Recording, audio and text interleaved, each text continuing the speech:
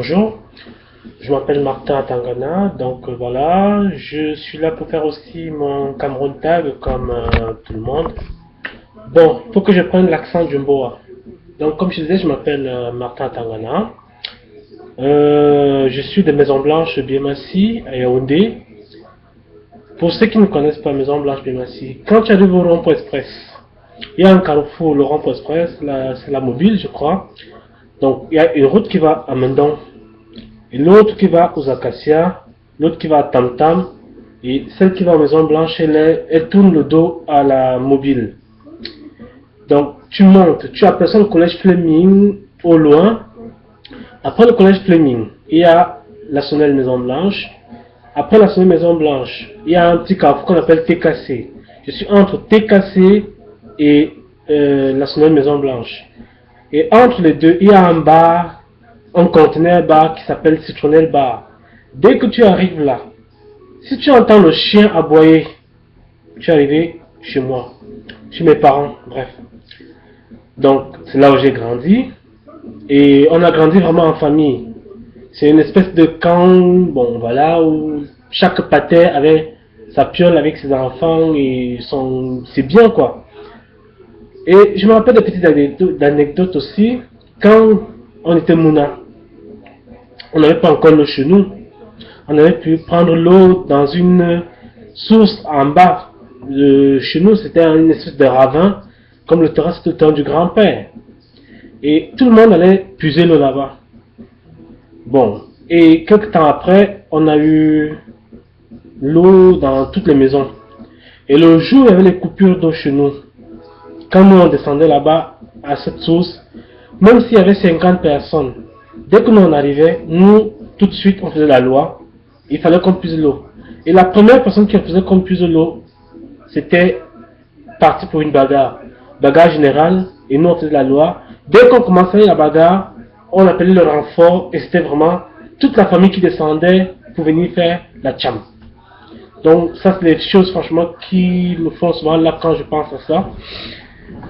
Bon, donc ça c'est un peu le côté aspect social, vraiment la bonne ambiance en famille, la solidarité et tout. Moi j'ai fréquenté à Ngouaikele. L'école primaire c'était à l'école privée catholique de Mboli.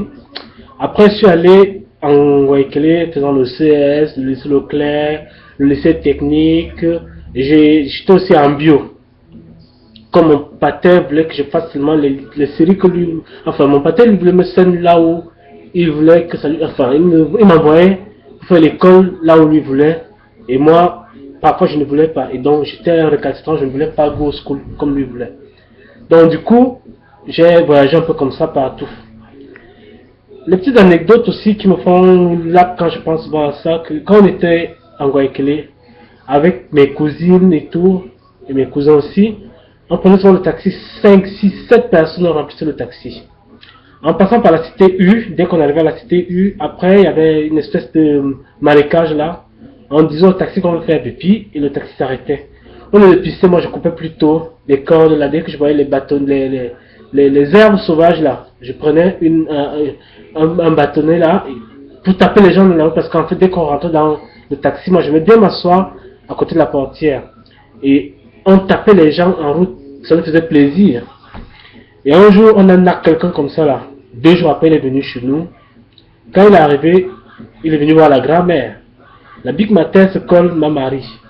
Et je le vois arriver avec toute la famille était là. Maman Marie, bonjour. Je suis venu te voir pour t'avertir de quelque chose. Tu as les enfants ici là que quand ils prennent le taxi, ils passent leur temps à taper les gens en route. Et moi, ils m'ont tapé pendant que j'étais en train de courir, à faire le sport.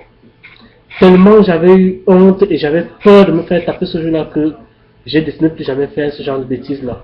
Donc ça, c'est une petite anecdote vraiment d'enfant qu'on faisait quand on était là-bas. Donc voilà. Et après, c'était... moi, j'ai fait ce que j'ai fait. J'ai fait dans la restauration et la restauration m'a fait venir en Maine.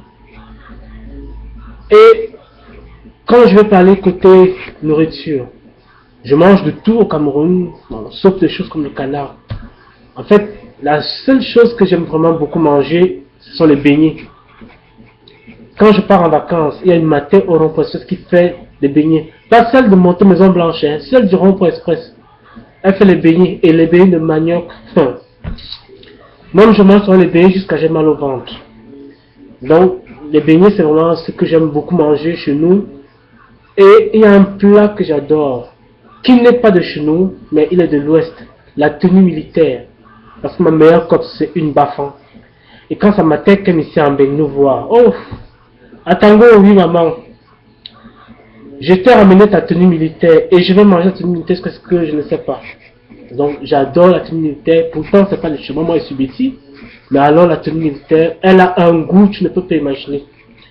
Donc voilà, côté nourriture, bon, je mange de tout comme tous les Camerounais parce que un Camerounais qui te dit qu'il n'aime pas manger la nourriture du Cameroun, il t'a menti. On mange de tout au Cameroun et nous on adore notre bouffe.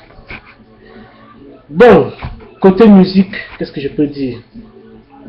Comme tout bon bêtis, j'adore le Bikoti. Une fois je suis parti en vacances au Cameroun, je ne connaissais pas les Ponce.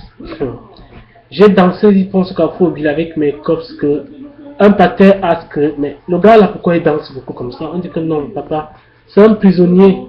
Donc quand on le libère de prison comme ça là, il se défoule. Tellement j'avais dansé et j'étais vraiment content. Que bon, bref, ça c'est des petites anecdotes. On pense à tout, on ne peut pas. Il y a beaucoup de choses, si on commence à balancer tout ça, on va passer la nuit. Quoi d'autre encore? Qu'est-ce que je peux dire d'autre à propos du Cameroun? Par la musique, la nourriture, les ambiances. Bon, on a vite fait le tour. Et aussi, quand on va en vacances là-bas, franchement, tellement le Cameroun est beau que ça nous manque. Tu prends 2 semaines pour aller au Camgar. Tu ne vois pas le temps passer. Tu te surprends déjà en train de dire que tu bacs les gens en bain. Mais bon, que voulez-vous? On assume. C'est un choix, donc voilà. Et on ne peut que dire que voilà, on assume notre choix de vivre ici, mais que le Cameroun nous manque et que on reste Camerounais, même si vous voyez que nous on vit là. Donc voilà, ce que je peux vous dire aussi, en temps de début d'année, je n'ai pas pu le dire au départ, c'est que je souhaite une bonne année à tout le monde, à tous les Camerounais qui sont en France, au Cameroun et dans le monde entier. Et à tout le monde qui me reconnaîtra là, donc voilà, je dis bonne année à tous. Et aussi, j'adresse beaucoup d'encouragement à la première personne qui a eu à mettre sur pied ce Cameroun Tag. Elle a une très bonne idée. Ça, c'est des choses à encourager et voilà. Même si on dit des bêtises, c'est vraiment pour rigoler, donc voilà. En tout cas, que le Cameroun aille de l'avant et je fais un bisou à tous les Camerounais partout dans le monde entier. Ciao.